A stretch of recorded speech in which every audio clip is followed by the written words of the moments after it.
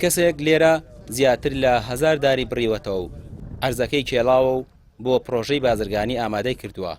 ئێرە گوندی گورگەیەرە لە ناحیەی سیتەک. پۆلیسی دارستانی سیتەک دەڵێت فەرمانی گرتن بۆ سەرپێچکارەکە دەرچووە، بەڵام تا ئێستا دەستگیر نەکراوە. ئەمە سنووری گوندی ئاڵەسیاوە سەر بە ناحیەی سیتەک و قەزای شارباژێر. ئەمە هاوڵاتێک هەستاوە لەم سنوورەوە زیاد لە 1000 داری لە ئەم سنوورە لەم شوێنە بڕیوە و دوای ئەوەی کە دارەکانی بڕیوە زۆربەی دارەکانی گواستوەوە و زۆربەشی سووتانوە لەناو ئەرزەکە.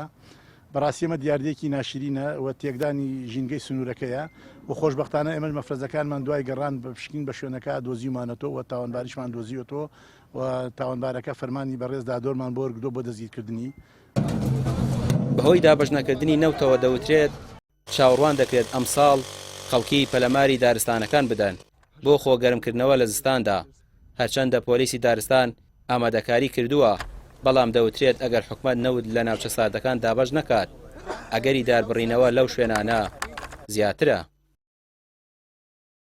بەڕاستی ئەم ساڵ دارستانەکانمان لە بەردەم مەترسێکی گەورەیان مەترسیەوەیکەوە خەڵک لەبەر بێنەوتی دەستکەن بە داربڕین، بە تایبەتی خۆمان دەزانین کەوا نرخی نەوت نرخێکی خەیاڵیە، زۆ بەرزە، هەرگیز ئاسی ژیان و گوزەرانی خەڵکی گونیشتنەکانی لای ئێمە نییە، چکە ئەکسەرەتی ئەو دانیشتوانی گوندەکانمان خەڵکێکی هەژارن. ڕاستی ئەنی پێویست دەکات کە حکوومەت هەم بە نرخێکی گونجاو هەم بێ دواکەوتن دەستکرێت بە دابشکردنی نەوت لەو سنوورەیە، چکە دواکەوتنی نەوت ئەبێتە زیانگانێکی گەورە بە دارستانەکانمان.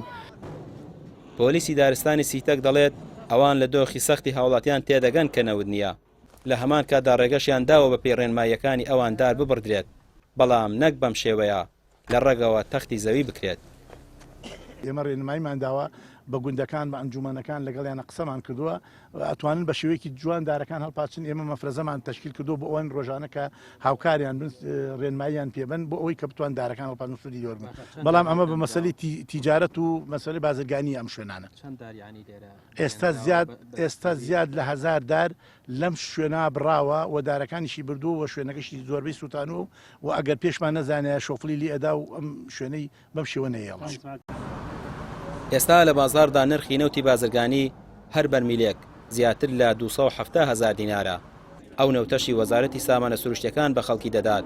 ئەمساڵ دەوترێت 103,000 دینار لە خەڵکی وەردەگیرێت، لە کاتێکدا هەر ئەو نەوتە لە عێراق 30,000 دینار لە هاوڵاتی وەردەگیرێت. هاوڵاتیان دەڵێن بەم نرخەگرانە ناتوانن نەوت وەربگرن ئەگەر نرخەکەی کەم نەکرێتەوە، کە ئەوەش هۆکارە بۆەوەی کە بەشێک لە هاوڵاتیان پەنا بۆ بڕینەوەی دار و درختەکان بەرن. ڕامیار عوسمان، کەناڵی پەیام، ناحیەی سیتەک.